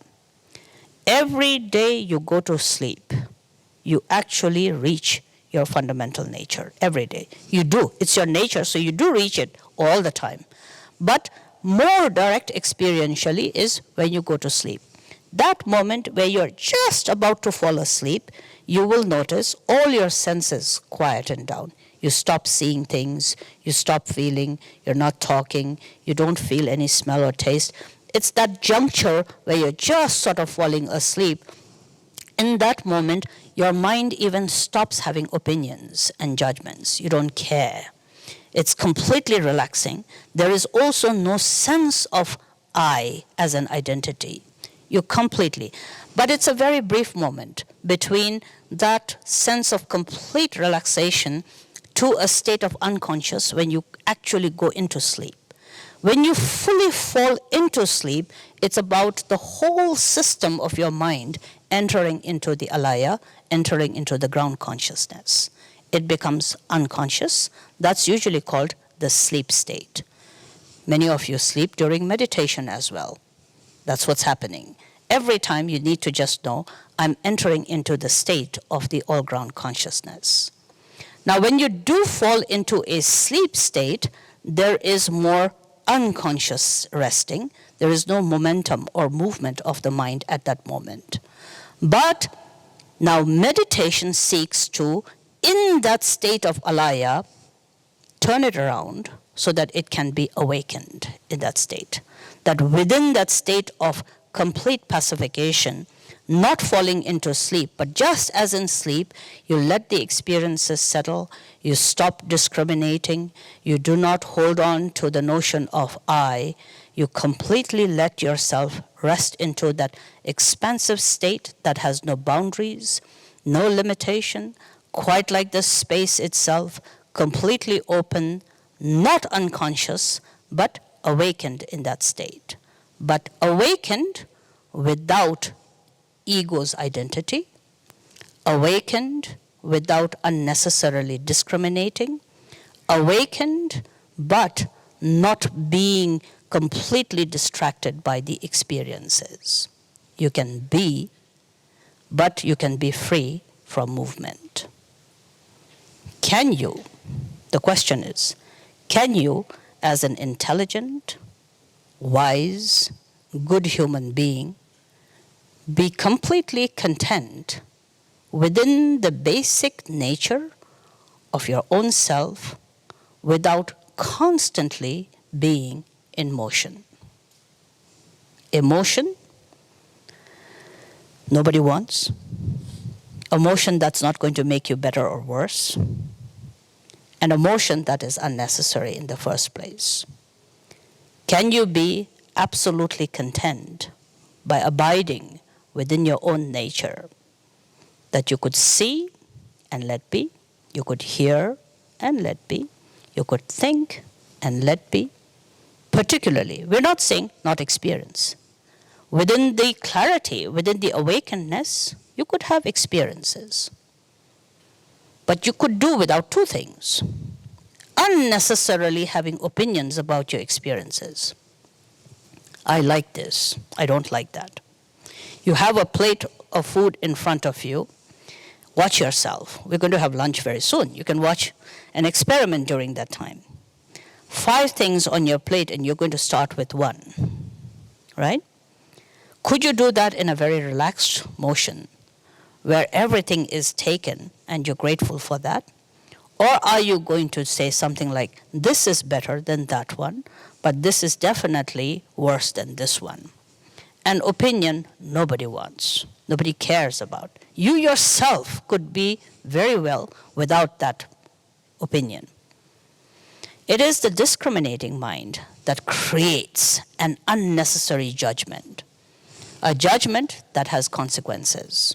Because eventually, the judgment and the opinions become karma, become causes. Causes, because now karma is not a heavy-duty thing. People often get sort of bogged down by the concept of karma. Karma is very easy. You do something. You bounce a ball. It's scientific. You bounce a ball against the wall, it returns back to you. Action and reaction. Small things add up. And that usually karma is a pivotal subject in Buddhism because karma defines your character. It eventually becomes your personality. It becomes the person who you are. A peaceful person, an angry person, a greedy person, a satisfied and a content person, a happy person, a person who is always with disappointments and pain. Because this is the discrimination that you are building up and influenced especially by the self and the self-cherishing. Training the mind, therefore, is all about quietening down, especially the sixth and the seventh consciousness, is that it ceases to discern, especially discern to satisfy an elusive, empty in nature, ego or the self. So where the self is not found, and you're therefore within that spaciousness of not finding the self, you allow the influence of it to that constantly discriminates to also quieten down. Then between the clarity of your experience, between the clarity of your nature and the experiences that you are doing, it's not infiltrated by the unnecessary discrimination of an ego mind. There's nothing that stands between you and the experiences. It is what it is. That spaciousness of being clear, being able to move with everything without the ego's dominating tendency of discrimination, that then allows you to have a healthier, friendlier relationship with experiences. Training the mind is just that. But prior to being, this is theoretical, to actually engage in it must then therefore require you to take some time. You have to become familiar. You have to make familiar, you have to be more familiar with resting than with movement. And so people say things like, how long should I meditate? It's always a difficult question to answer. People also say things like, is half an hour of a meditation sufficient for me? Or most of us, we meditate an hour, 2 hours, whatever it is. All is very good.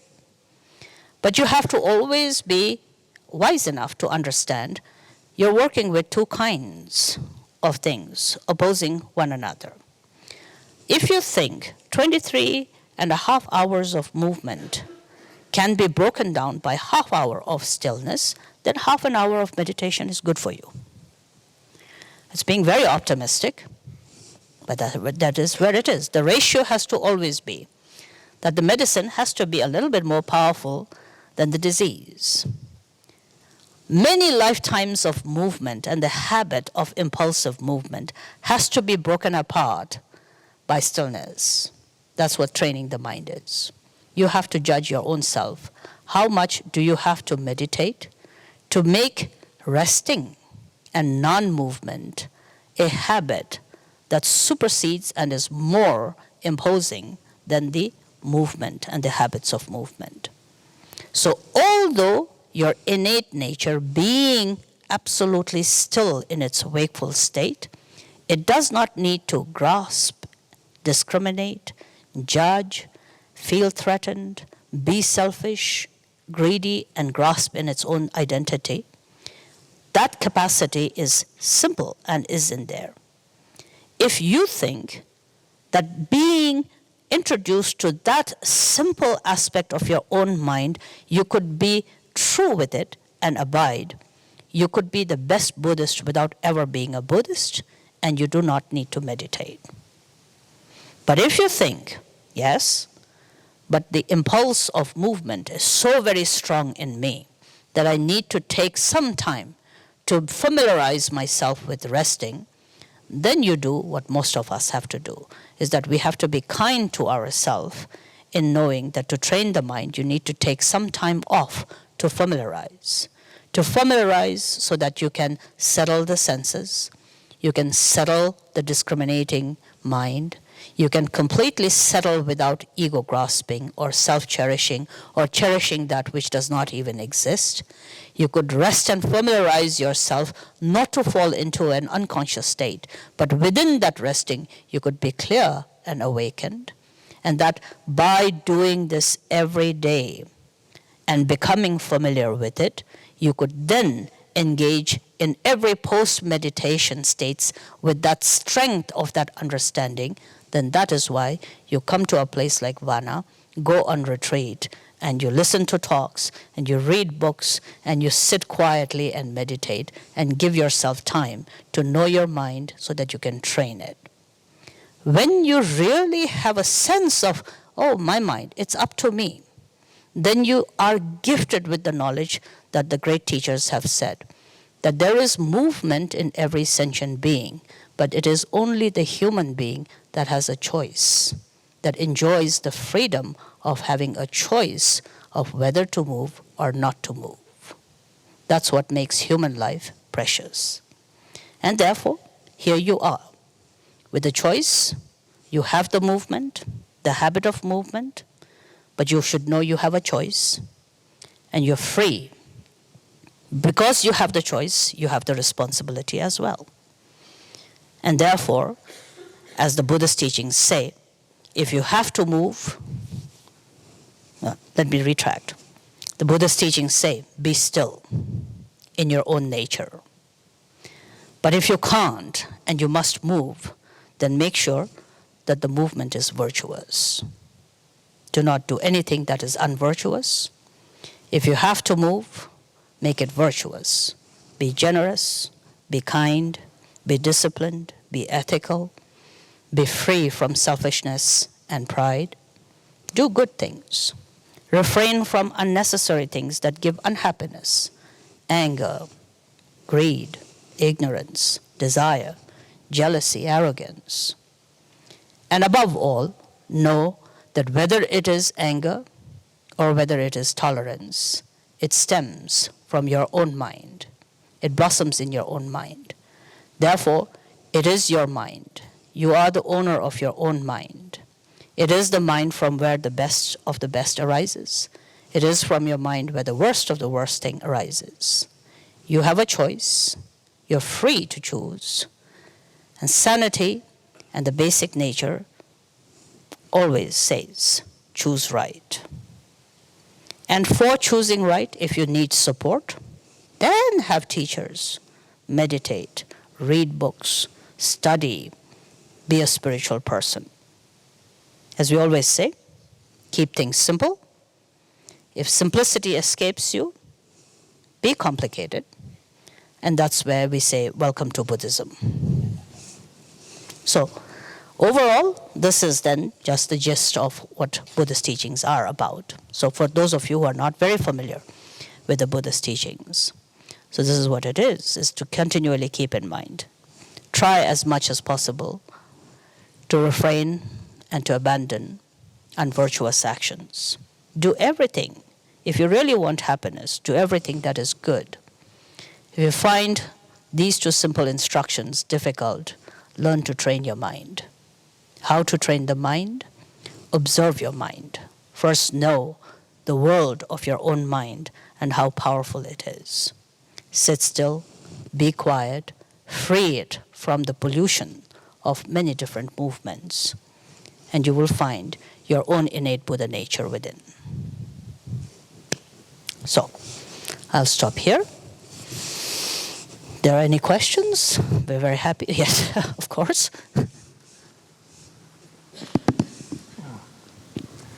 Seems to me, Rinpoche. Yeah.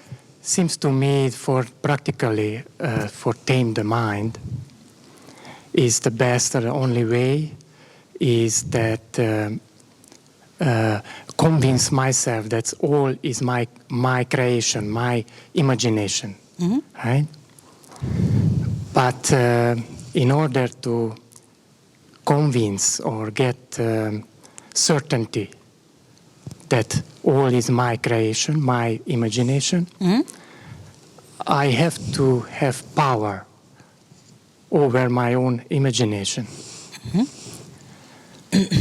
for that, I don't see any resolution than solitude. Sometimes it helps not to say everything is mind, but to ask the question that the Buddha himself, the first sermon of the Buddha, he asks us the question, what is not mind? Instead of saying what everything is mind, try another phrase by saying, what do you think is not mind? Tell me something that is not mind. No, I have no problem with that. No. Yes, go on. I know everything is mine. Yes. The problem is the power part. What do you mean? You have to gain control over your own projection. No. That's a little bit too early. Are you Polish? Hungarian. I have good friends, many friends from Czech Republic, and not so many Hungarians at the moment, but Czech Republic and Poland. And to them I always joke, because somehow that part of Europe is very structured, 2 weeks of that, 3 weeks of this, 4 weeks of that, and so forth. Because at a certain point, it does influence your approach to meditation as well. What I mean to say over here is, don't try to, if you think everything is mind, don't try to immediately develop power to then work with the transformation or the transcendence. Instead, do one thing that the Buddha himself suggests is, see it until you're fed up of how everything is your mind. Renunciation is very important. Renunciation is about being completely repulsed and fed up with seeing the craziness of your mind, the chaos of your mind. Since everything is mind, mind is what is creating everything, and there's no end to it. It's like being under a waterfall that's consistently there. Are you fed up of it? No. If you're fed up of it, then relax with it. Transformation and transcendence, if it is still geared towards the movement, there is no end to it. It leads to even more and more. Since everything is mind, and you're really completely sort of exhausted by how busy your mind is, could you seize the movement of your mind to simply be at peace within itself? In other words, give it a break. Give your mind a break from momentum. Rest. Let rest. Just rest. There's nothing to do. Changing everything is not necessary.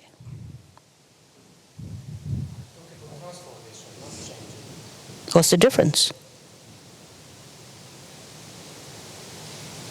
But transformation is necessary.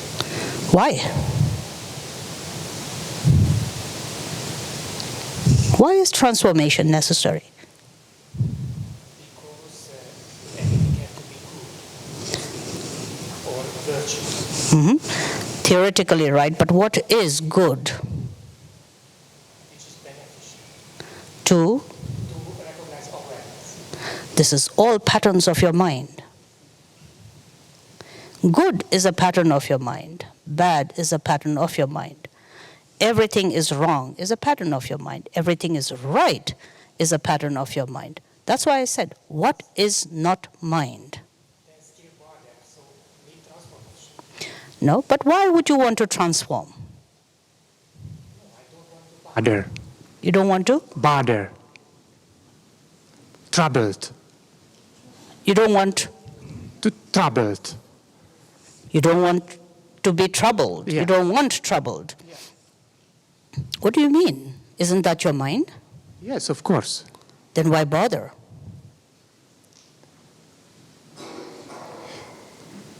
Look, is the question a ripple of mind? If mind is a pond, right, and ripples on the pond, is a question a ripple on the pond?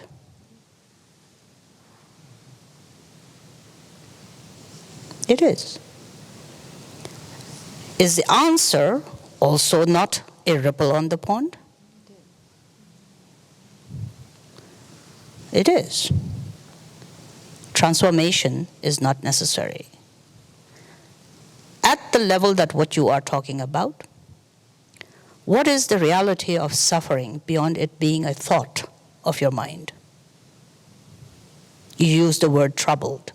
What is the reality of trouble other than it being a ripple in the pond of your mind? Disunderstood. So what? Nothing to do. Nothing to do. Nothing to do.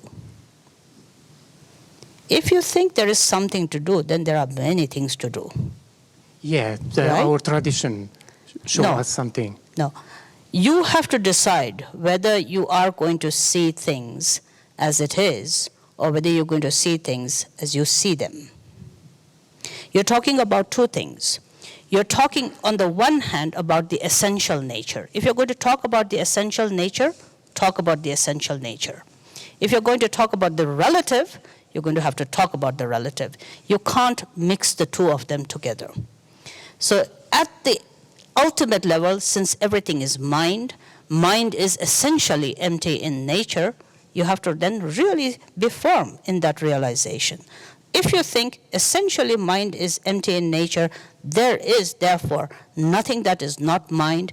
That mind itself is also empty in nature.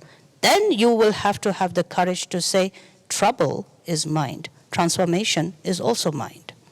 But if you're going to say, there is trouble, there is the need to transform, there are worries that I have to pacify, then you've missed this one. Then you're seeing everything as mind in a more relative sense.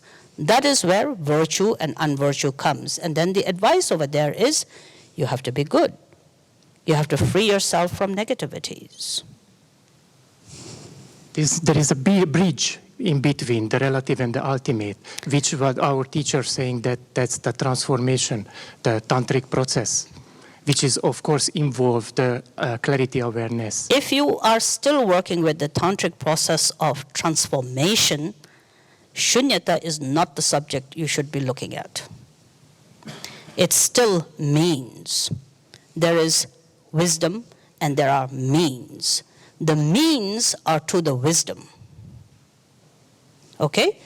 The tantric processes that you're talking about are all means, methods.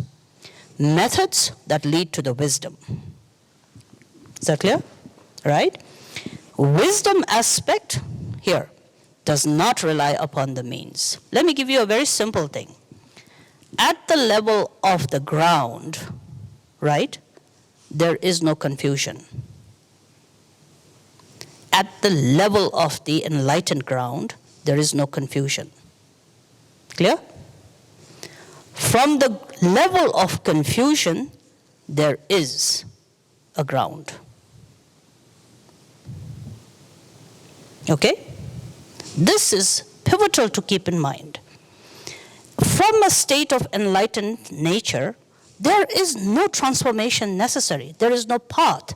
There is no transformation. There is no cause. There is no result. So that is from the enlightened state. Now from an unenlightened state, there is path, there is transformation, there is then means and methods to reach that. So which side are you looking from? Are you looking from the path to the enlightenment, or are you looking from the enlightened nature to the path? But you have to convince yourself. You have to be certain. Yes. This is my second question. In order to be certain, you have to have power over your own projection. There's no other way. It's called direct experience, right? Yes, certainly. You cannot fully let go of all your lifetimes of habits just based upon hearsay. You have to have, I think you're using the word power, meaning direct experience. Yes, direct experience is very helpful. But for direct experience, what do you have to do? That's what I'm asking. Practice. But for slow down the movement, as you mentioned, retreat is necessary. Absolutely. So now the condition is not that easy. You parents can help. I think we're all trying to help each other here, isn't it? I understand where you are coming from. For direct experience, regular practice, familiarity, as I said, has to be there. You have to give yourself time to practice and to be in retreat and to familiarize yourself. For that, you have to go to the right place, be with the right teacher, study appropriately, make sure you're really analyzing and being careful with your practices. Those are very important. If you feel strongly about it, there are many places you can go. There are many places where you can practice. Mm-hmm. We met in Stockholm, Lama Noa. I see. Okay. 2004. When we were much younger. Yes. Yes?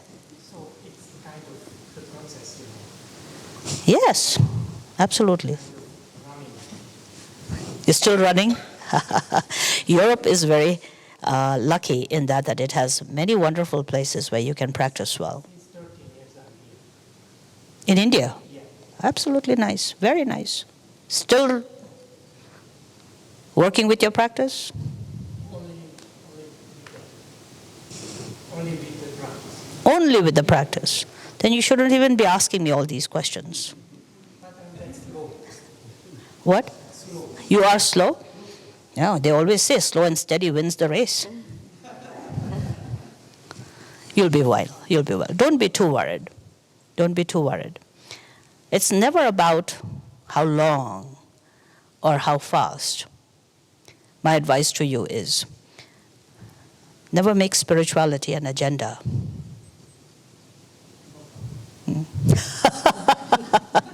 Good. I'm happy if you think so. But still keep in mind, to wish for something very badly is good, but it is still that what takes you more outside than inside. Wish very badly, but practical. It's all the same. There are hundreds of different kinds of spices with different names. They're all still spices.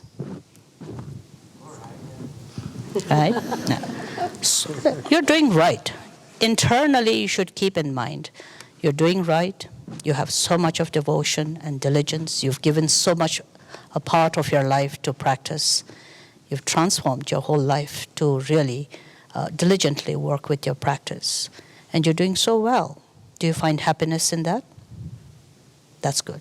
Happiness and being joyful is excellent qualities. You're doing well. Always look at the brighter side. That whole thing about half cup full and half cup empty. That's a very important thing to keep in mind. Comparatively speaking, among millions and billions of sentient beings who are in constant movement, you've come very far in resting and in being within your own self. And that's wonderful. Keep going. You're doing well. Don't be in a rush. Because to be in a rush is to get somewhere. And you're not going somewhere, remember. Yeah, I know. Very well done. Keep doing. You're very welcome. Hi. So the mind is the filter in which we see our lives. And so according to the 8 levels of consciousness, I understand that in order to train this mind, which isn't even there, is you have to slow down your senses in order for your discerning mind to discern well. To be quieter. To be quiet and to stop identifying with your ego and your I-ness. So are you saying that the 8th consciousness is where we're trying to reach? Or Yes. That's where we're trying to reach? The very basic principle is to try and access the earth ground consciousness, which has 2 aspects. The awakened and the unconscious state. Yes. But you spoke about habitual impulses within that. The earth consciousness is also the storehouse of the habitual impulses. So it basically has either an inner movement or an outward movement. When you wake up in the morning after sleep, the first impulse is it moves outside immediately, I, and then discriminating and the experiences. So you're lost in the outward movement.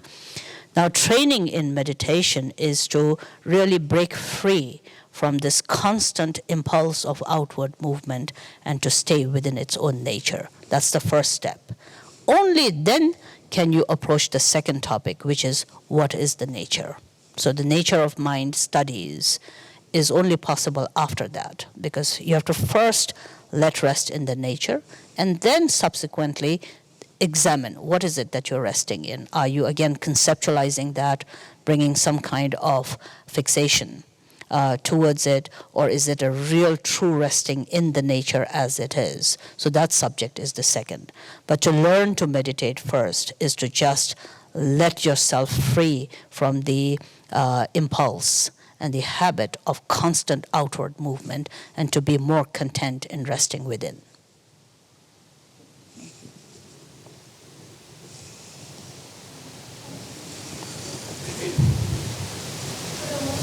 Teachings.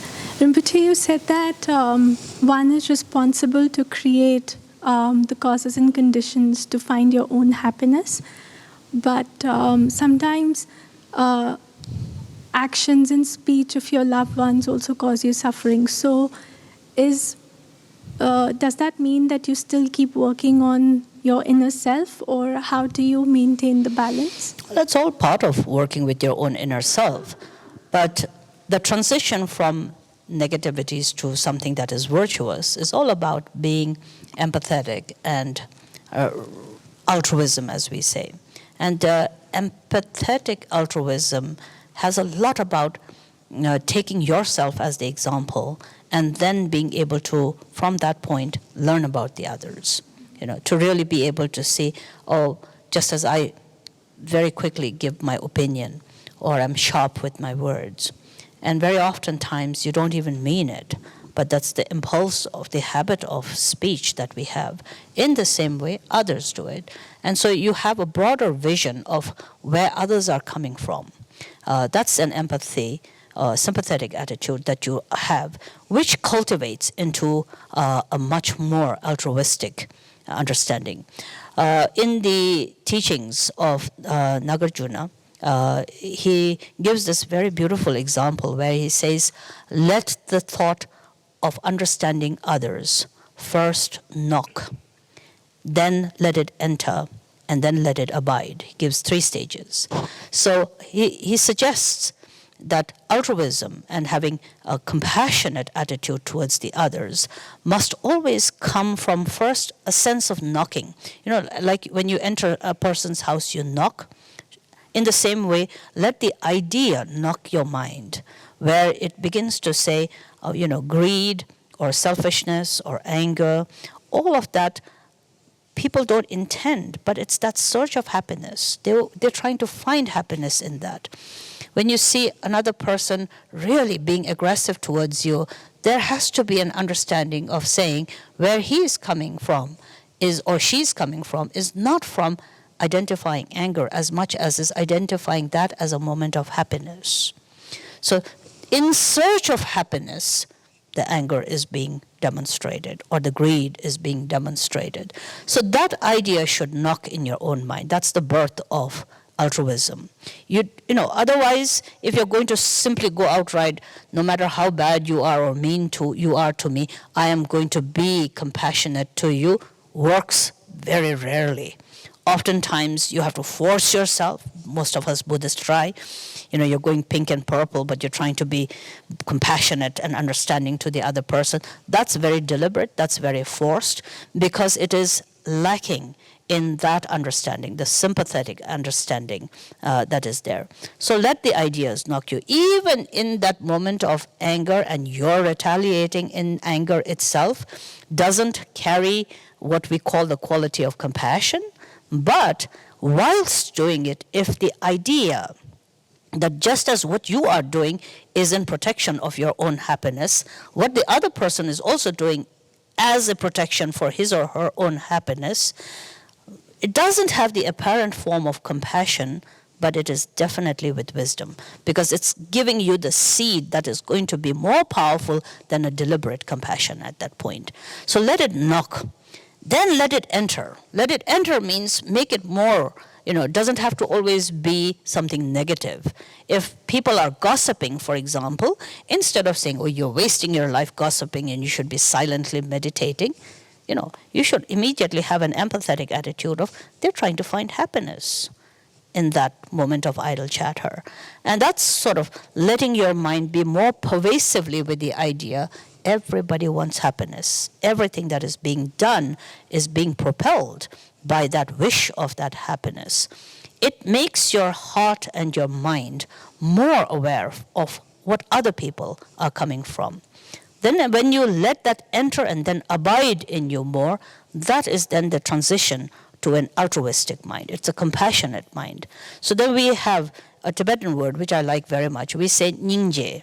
Nyingje usually is loving kindness, but nyingje also means this experience or this moment is very tender to my heart. It's sort of gently patting my mind. That's very important, is that your day-to-day experiences of being with other people and other sentient beings has to carry a tenderness of understanding what other people are going through. That's the birthplace of compassion, and it makes you a lot more open to other people and situations and experiences. And this is long-term, slow process, but it's a longer lasting and a much better process than to walk around saying, I'm going to be generous, I'm going to be patient, I'm going to be kind, which is sort of exciting in the first few days, but after that it becomes very burdensome to you. So empathy and a sympathetic understanding of equalness of yourself and the others is very, very important. And I always give the story of myself when I started teaching, and I would often come back to my own teacher, and the moment you see your teacher, what you do is you complain about the students. Sort of, he's not doing this, and the Westerners are not doing that, and the Tibetans are not doing this, and then this and that, and so forth. And I used to do that. I never recognized myself doing that, but every time I met with my teacher, it seemed I used to spend a lot of time, what I thought was trying to find answers. But it came across to my teacher as complaints about everybody else. So one day he got very fed up after my repeatedly doing this. And he looked at me and he said, you don't really like the people you work with, do you? And that was a big moment of, really thinking. And I really had to look into myself and think, do I really like the people I'm teaching? And then you find, no, you don't necessarily like them. You sort of get along with them, but you don't necessarily like them, and that's why you complain about them. It took me years and years and years of really observing that habit in my own self. Gradually, I would say it's a work in progress, but I have worked with that a little bit to try and see that I like the people that I am with. I start there. I don't go very much into I love everyone unconditionally or I'm compassionate to everyone. That's really far into the future. But you could start with really not sort of liking everyone that you work with. And that's a very good point to start with, is because it does create a sense of equalness. I am going through this, you probably are going through that as well. What you're going through, I've been through that, I've gone through that. There's a sense of understanding, and that's a good place to really work with tolerance. Everything else follows. There is no such thing as being patient.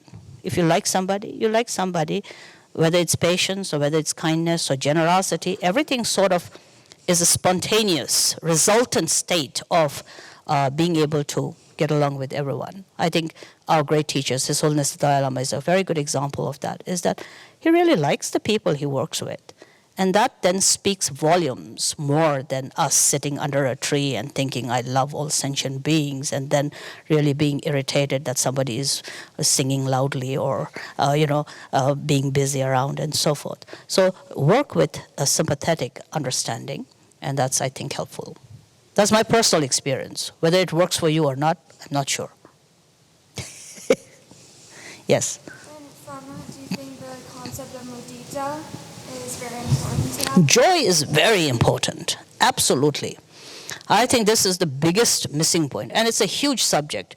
We speak so much about loving kindness and compassion, but we don't speak about joy. Mudit is to be joyful.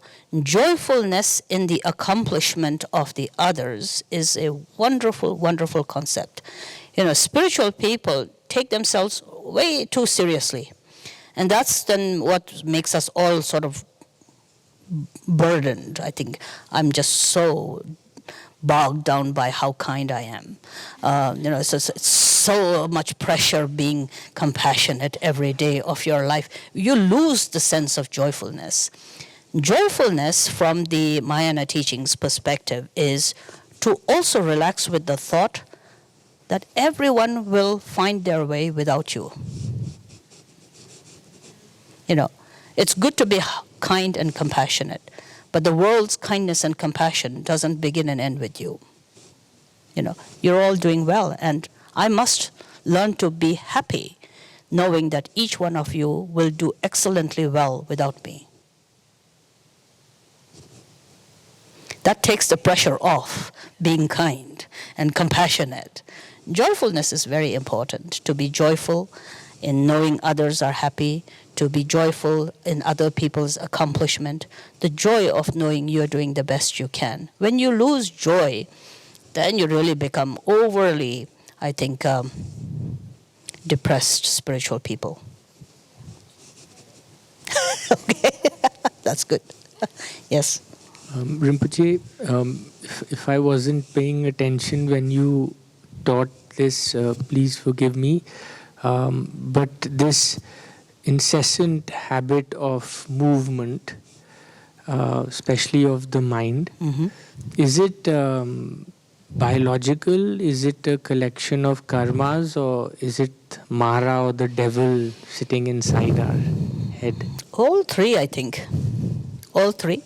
But from a teachings perspective, from the Buddhist teachings perspective, habit formation is more to do with levels of energy. We call it karma, of course, but karma has to be understood very clearly. Karma is not destiny. Karma is just an unchallenged energy with which you just become so familiar that the momentum of that energy supersedes the awareness. And so usually we call that habitual impulse or the karmic impulse, bakchak, imprint, so deeply imprinted in our consciousness that you don't challenge it, and it sort of just goes on its autopilot momentum. So that's where it is. It is not challenged, and the momentum just keeps, and the more you move it, the more energy it gains, and that's what sort of is the cyclic existence. Samsara, the whole sort of the illustration of samsara is an incessant round and round, going around in the same, it never really has a beginning and an end, but it has an energy that circles. For example, if you just turn something very quickly, the motion itself keeps the round movement for a long duration of time. And so it is quite similar to that, is that the imprint and the energy in our subconscious mind is so strong that you don't question it. And so it has a life of its own, and then it moves. So it's almost sort of autopilot. So awareness is therefore so very important. And awareness is not something, from at least the Buddhist perspective, it's not so extraordinary or sort of religiously glamorous. Awareness is just knowing this energy that you have within, and as I said, that you have the choice to let the momentum be stronger than your own wakefulness, or that you begin to realize that it is a momentum that I have created, and therefore I can bring a cessation to it as well. Okay? Yes, please.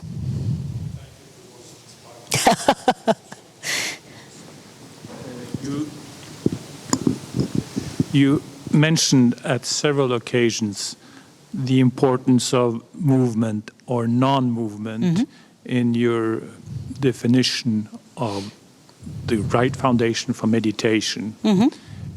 Many Buddhist traditions also allow for walking meditation. Yes. How do you combine that kind of meditation with the views you hold on meditation? It's back to the same thing, is that sitting meditation is relatively easier than walking meditation. Walking meditation is very advanced. We usually, the Theravadian culture, for example, the Zen Buddhists, use a lot of the walking meditation, which I think is really very beautiful. Tibetan Buddhism has its own mantra and the visualization, which is a form of walking meditation. It allows the mind to be in momentum and still be still. So there's a little bit of a different styles in the techniques that it uses. But generally, we have what is called meditation and post-meditation.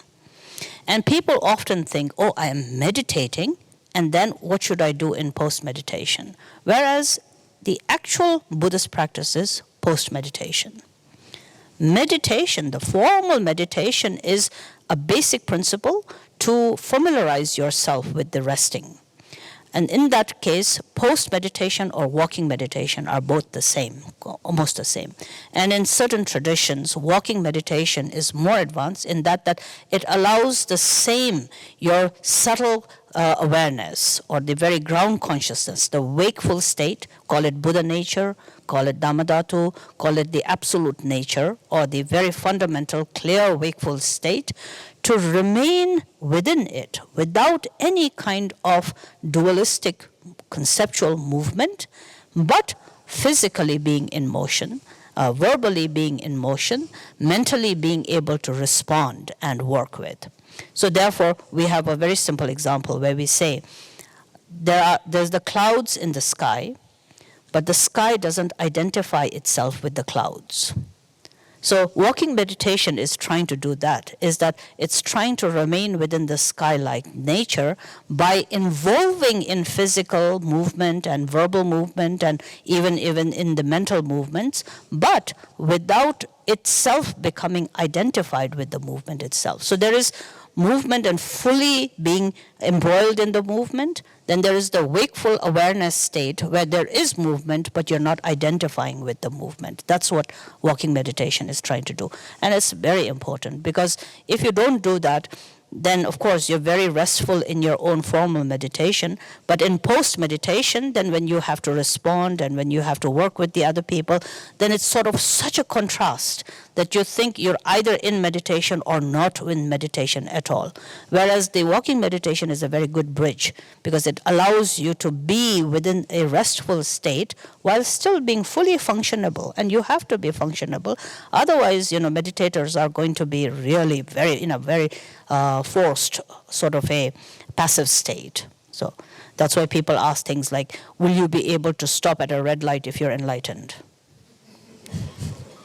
Of course, but you don't sort of, the difference between that is, in this state we are so much in the movement, not only but that the movement completely becomes our identity.